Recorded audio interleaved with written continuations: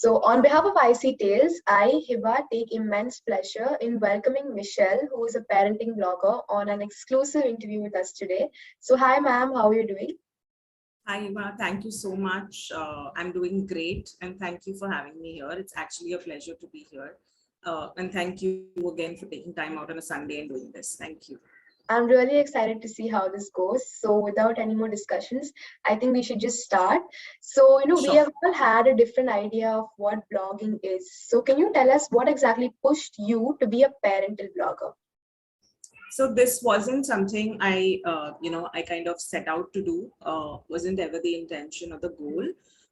But I think from the time my child was approximately maybe 4 or 5 months, I was a part of a lot of parenting groups. Okay, so there are a lot of support groups on Facebook.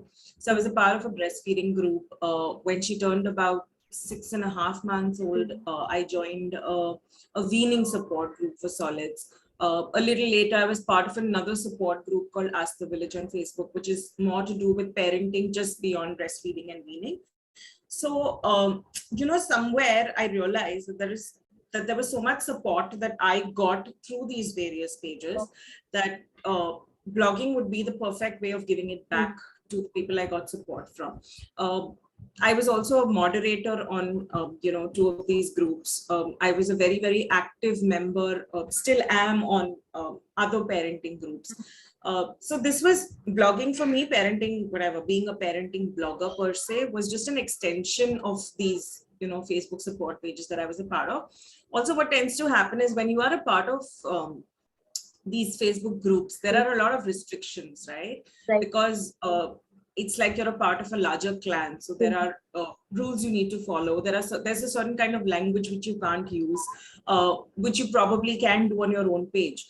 So I think that's the reason why I decided to move into my own. And by the way, this Instagram account of mine has been active for many, many years. I mean, I've been using Instagram since probably the time Instagram was launched. But I didn't do much with it. In fact, even during when Myra was, I don't think I actively started blogging until 2020 when the lockdown hit. So March 2020 is when I actually started blogging. Before that, I would do a lot of posts of Myra. I would do very random posts, etc. But actively blogging started in March 2020. And since then, I've been like consistently doing it.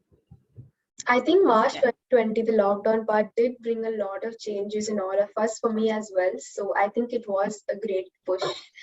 So now it was in many ways. I mean, I think for me personally, also there were a lot of things, which I kind of took for granted, which I started seeing value in, or some things which I ignored earlier as normal. I kind of started rebelling towards. So yeah, I guess it was good in many ways. I completely agree with you on that, ma'am. So moving on to my next question, I'm sure everyone believes that parenting is not just a one person's job. So talk to us about the importance of equal parenting. Yeah. So, see, I've always believed in the importance of equal parenting. I don't see parenting as a mother's role or a father's role.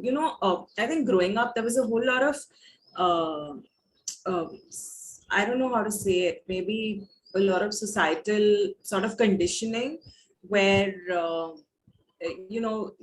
values and nurturing and bringing up a child was considered a mother's job alone, and probably being disciplined and the stricter one or whatever was considered the father's role.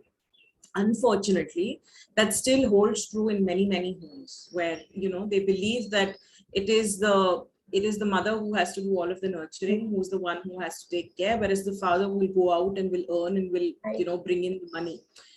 So the value that a mother brings to the table in terms of parenting is highly underrated. I mean, if you were to actually start putting a price to literally everything that a homemaker does, and I hate using the term housewife because she's not a housewife, she's literally building a home. Okay, so it's a homemaker for me. If you started putting a monetary value to everything that a woman does, I think she'd probably be earning a lot more than the man did. So it's a highly thankless job.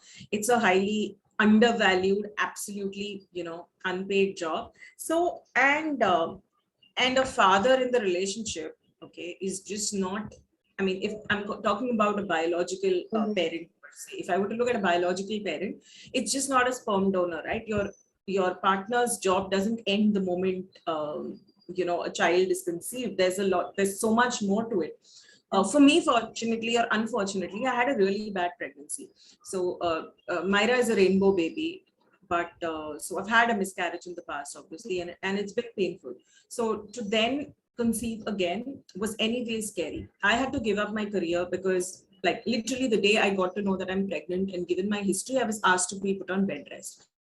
So I was at home for 3 months. When I was a little better, and I was on my way to going back to work, I had a bleeding episode. So I was in hospital for 3-4 days. And since then, for the next 1.5 months, I was constantly on injections and on complete bed rest to the point where I couldn't even get up from the bed. And at that point, it was my partner who took off from work from home, stepped in and entirely took care of me. And we live in a nuclear setup. So I think his role as a father started at that very moment. So there was no question of a child being born for him to become a father. The moment your wife conceives, the moment you two have a baby, that's the day, or you've had a baby. That's actually the day where a partner should step in. So I've been blessed with that. Why do I feel it's so important? Is I grew up in a family, honestly, where the mother was working and the father was kind of uh, was the nurturer, was raising us up. So I've seen it happen, right? I have seen my father being an equal and more partner. Everything from cooking to cleaning to all of it, he's done it. So when I've grown up in that environment, it's natural for me to expect the same from my own partner. And I think my own partner grew up in an environment where he wasn't very privileged per se. Secondly, he lived alone without his parents. So he was used to doing all his stuff by himself, right? And then when we became a team, when we got married, there was a lot of roles which we kind of exchanged between the two, or divided between the two. And that beautifully continued even after parenting. Like in our house, at least, I think he does more than I do, because so I joined back work when she was 19 months old. And since then, it's been a roller coaster ride. Lockdown happened, a lot of things happened. And through all of it, he's been a big support. So why is it important? It's obvious. A child isn't one person's responsibility. A child is brought into the world by two people. I'm talking about a biological child, but even if, say, a family by choice adopts a child, and it's a decision of both the genders to do it, both the mother and the father to do it, that the father has to play an equal role. So there's no question of you do this, I do that. Like I'm shocked to know that there are people, or when there are a lot of my friends, rather, imagine the same generation, the same age group, the same everything, the same cultural background also, who end up saying things like, I think you're really lucky that your husband is so helpful, or I think you're really lucky that your husband is a hands-on father. But I say it's not luck. It's not luck at all. He is just doing his duty. And for those who don't, for those who are okay, with their husbands not pitching in, or with their partners not pitching in, I think it's really sad, because didn't like you sign up for it together. And I know people who have 2 kids, and the couple signs up for it together, and maybe first child they'll be really helpful and do everything, and by the second child the other partner is not interested in it at all. So it's something that I don't know. I don't see it any other way. I know society has not really come to that point, but I do see a lot of fathers today who are more hands-on, okay, who are playing equal roles. Because I know this for a fact, because I went to a blogger event a couple of weeks ago, and it was amazing because the moms were outside chilling with the other moms, doing their own things, while all the fathers there, at least 6-7 of them were there. They ensured that they took their child into the pool, played with the child. And that is what equal parenting is about, right? That you stand up for your partner. So you see that your partner is having fun. You see that your partner is doing something. So you kind of step in and you do your job. It's not rocket science. I don't understand what is this whole, and also I don't believe in, I don't know, glorifying fathers, who do their job. Like, oh my God, he's such an amazing father. We should applaud him. He's doing such a good job. Nobody applauds a mother, right? like when a mother cleans a diaper, nobody claps for her. But if a father does it, I think it becomes a big deal. If a mother is doing whatever it is that she's doing, it's considered her job. But if a father does it, it becomes a big deal. So I think these things somewhere need to add. I think our generation is kind of bringing about the change. And I'm hoping by the next 2 generations, it'll be absolute equal parenting, hopefully. Since we spoke so much about the role of a father, I now come to the role of a mother. So can you tell us what changes came into you after you became a mom? A lot. I mean, I think I'm a completely different person. I learned more kindness. I learned to be more empathetic. Okay. I learned to kind of control my anger. I, in fact, in many ways also expressed my anger. So, you know, what happens is before you become a parent, you are, like I said, right, you're conditioned into being someone. You're not your own person. It is when you, for me at least, that was the changing point. It may be different for different people, but for me that was the changing point.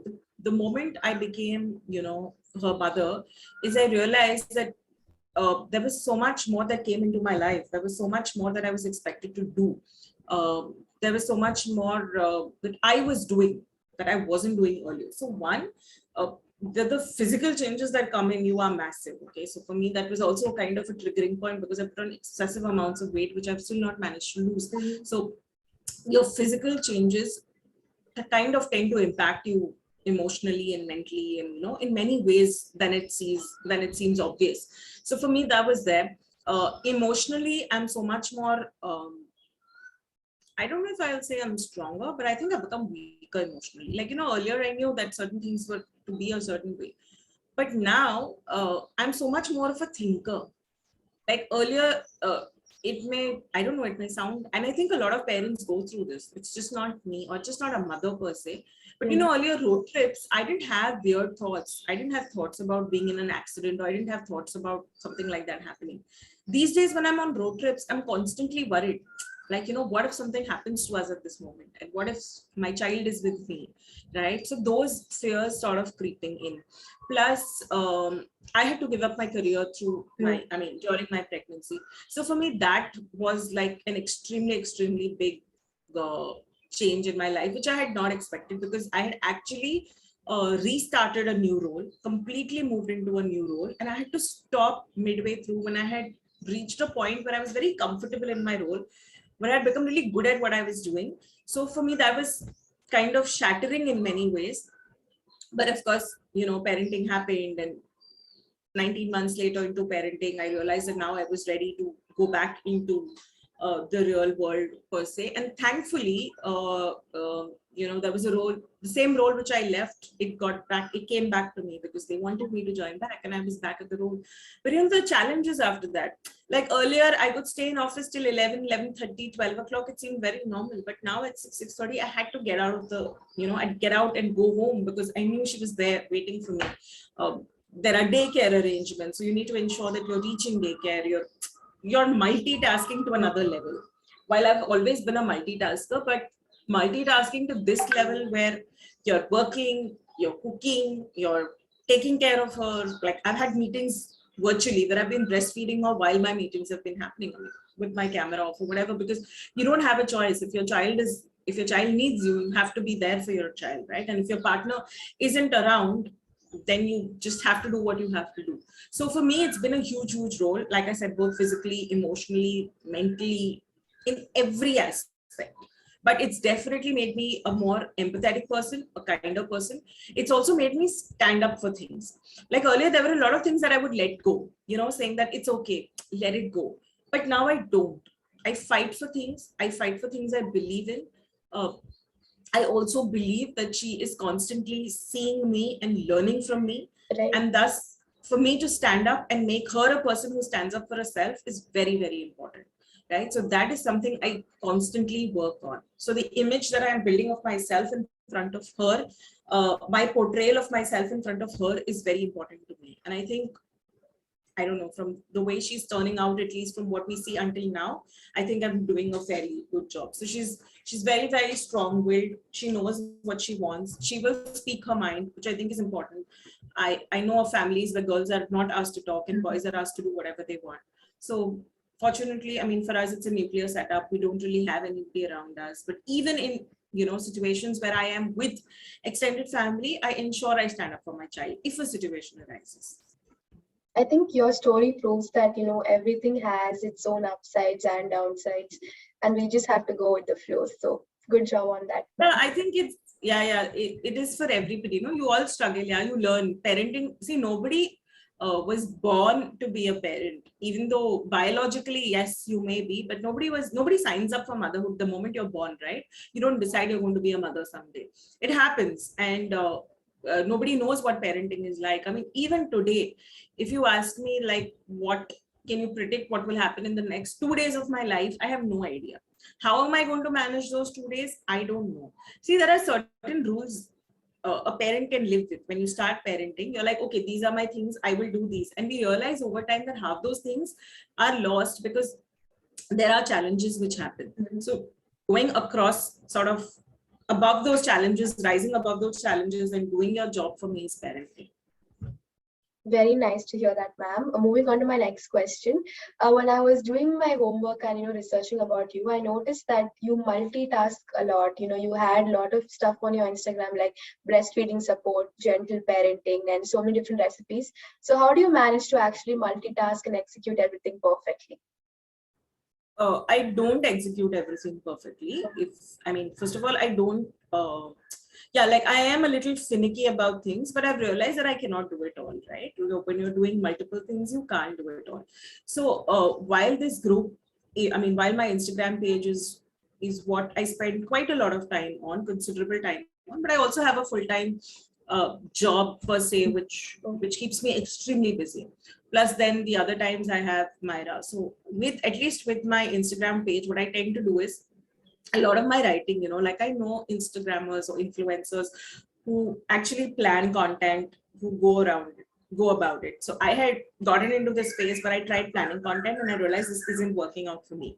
So now for me, really, when I write content, if you see content on my page, many a times it's spur of the moment content. It's not thought of. It's literally, you know, that I'm sitting, something comes to my mind, I put it on my notes, I find a picture, I post. That's and 99.9% of the times, those are the posts which have done exceptionally well.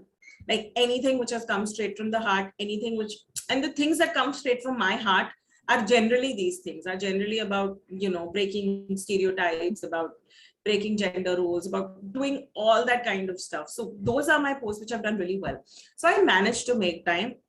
Honestly, when you ask about recipes, there was a phase when, you know, I have another page, by the way, which was supposed to be dedicated to cooking and recipes and food blogging. I've not been able to give it much time, and I love cooking. We love eating. We love going out.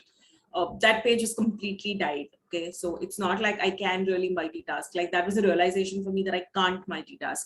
So that's why sometimes you may see some random recipes, etc., on my page, and I'm not working hard enough on doing that now, because during the lockdown it also happened that, you know, my husband and I did most of the cooking. Now that we have a cook, my cooking itself is limited. I give my cook a day off on Sundays, so that's when I may step into the kitchen, and maybe dinner sometimes, but I'm not really actively cooking. So you won't really see a lot of recipe posts coming up from me.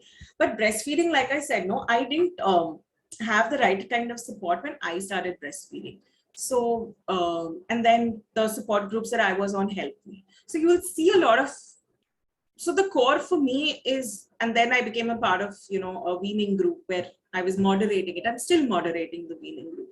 And I try to give time there as well. I was asked to be a moderator on another parenting group, and I had to say no because I realized I cannot do it all. You know, my health hasn't been the best in the last many years. I've always had something I'm dealing with. So, so I've now realized that, okay, these are things I can do. These are things I realistically can't do. So I only pick on things that I can do. What do I do on my page? You've seen what my page is about. In fact, I say no to a lot of campaigns that I get. Recently, I got a paid campaign and it was quite a nice one. And I said no, because I realized that I don't think I can do this. I don't have the bandwidth to do it. And I prefer doing things like 100%, at least give it my 100%, then give it my 30-40%. That's not what I believe in. The outcomes may differ. The outcome may be a 50%, but I need to give it my 100%. And which is why I said no to it. Like, I'm very, very particular about what comes up on my page. I refuse to do any sort of butters, or any sort of paid campaigns for that matter, which are talking about multivitamins for kids, or sort of beauty products for kids, and there is a market for that, creams and talcum powders and whatever it is for kids. I stay away from doing it, because for me, honestly, I believe that until and unless I am using a certain product or I am doing something, I cannot be going out and talking about it. So I lose out on a lot of campaigns, and I lose out on money, by the way, because a lot of people tell me, why, I mean, you have a page now, you have followers, why aren't you making money out of it? Because my intention to come onto this page was never to make money. I've been doing this for close to 4 years now on various pages, anyways, without any monetary gain. I do it because I like doing it. My follower base is the slowest that you will see. So I don't even get into the traps of these loops and pods, and there are multiple things that happen which can help you grow.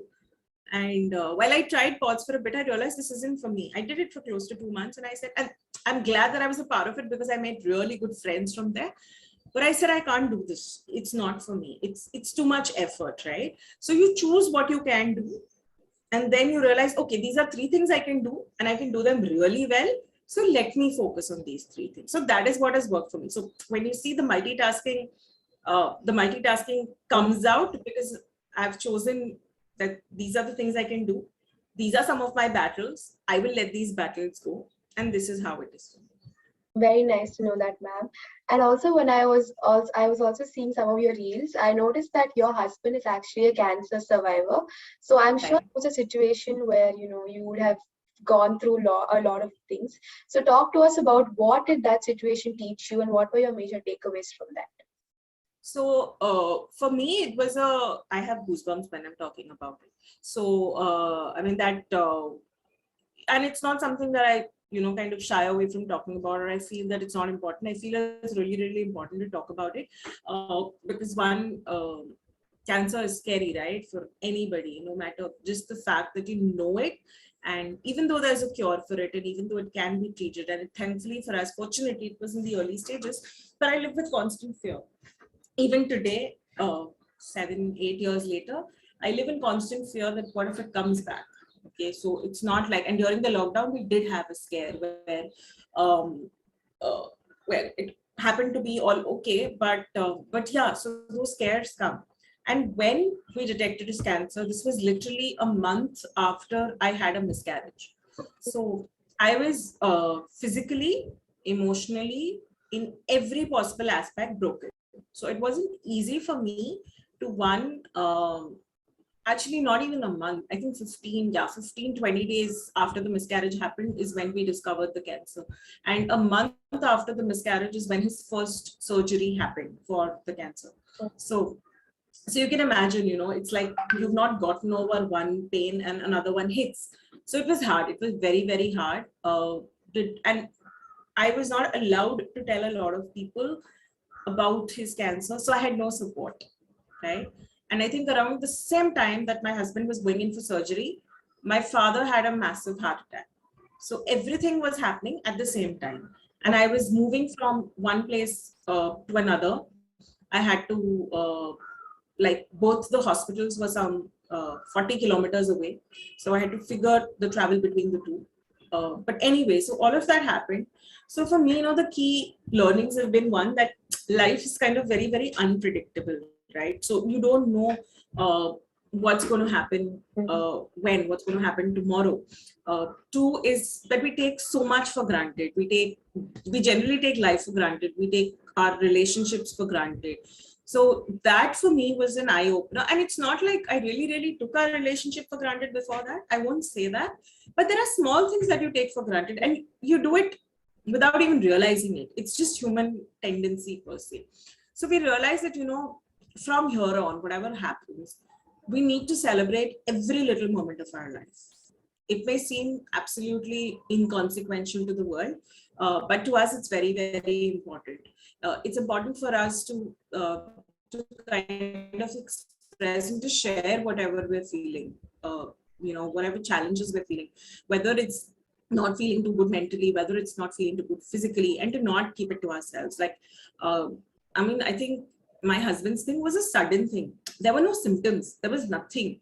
It just happened that one day something happened, and like for me, it was a gut feeling which said that something is wrong, because he was being treated for multiple things before that. There was a lot of things which happened. So it was not like the cancer came suddenly. Those things were missed.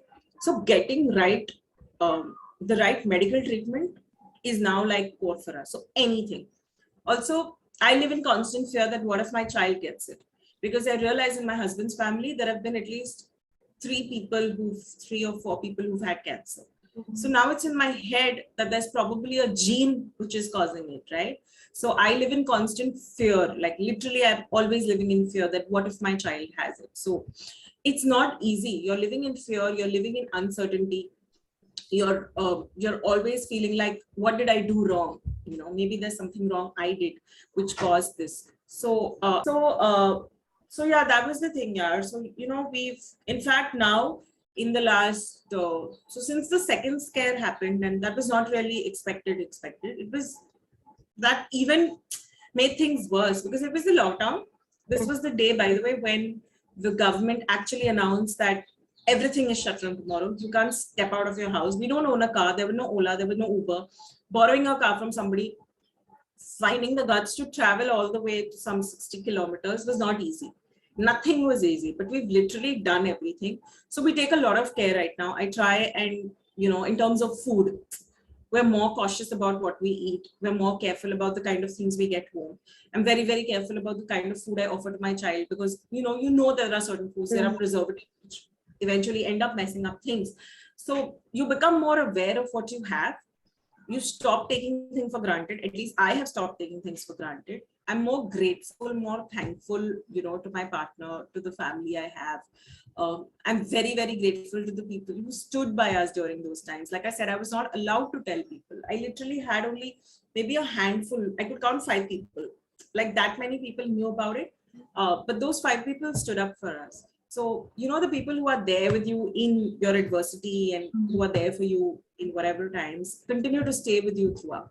So I've learned to value people who've been a part of that system for me. So that's about it, yeah.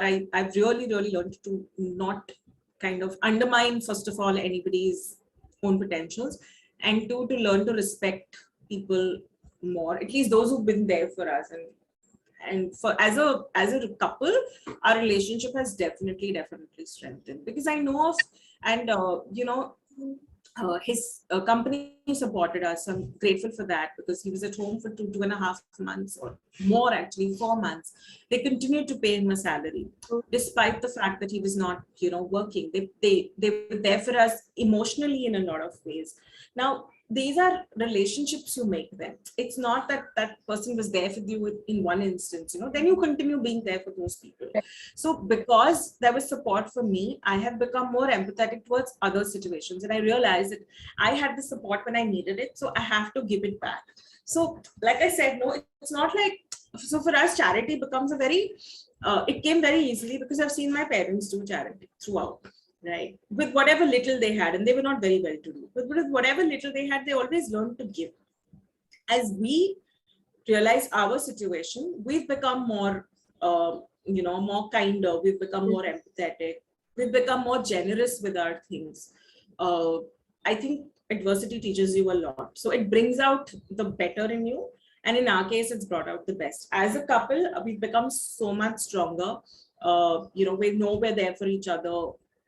We know if, God forbid, if there was a situation again tomorrow, despite whatever our current situation is, then we know we'll be there for each other. One very, very important thing I learned is to be financially secure. Okay, that not like we weren't financially secure, not like we weren't saving earlier, but cancer is expensive. It's really, really expensive. So fortunately for us, we had the means. There's insurance, there's support that you get, but I really believe it's important for everybody, or at least the people who can afford to and have the money to save up, because you don't know when these things come. So it's made us, I think, better versions of ourselves in every possible way.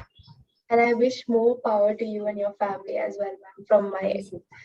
I Thank think you. this was the perfect way to finish off this interview, because we had a lot of positive takeaways, and you mentioned so many things which in fact gave me goosebumps as well to always stay strong. So thank you so much for doing this with us, ma'am. Thank you so much, Hiba. Thank you Hope so you much. had a great time. I did. Thank you. I'm so grateful.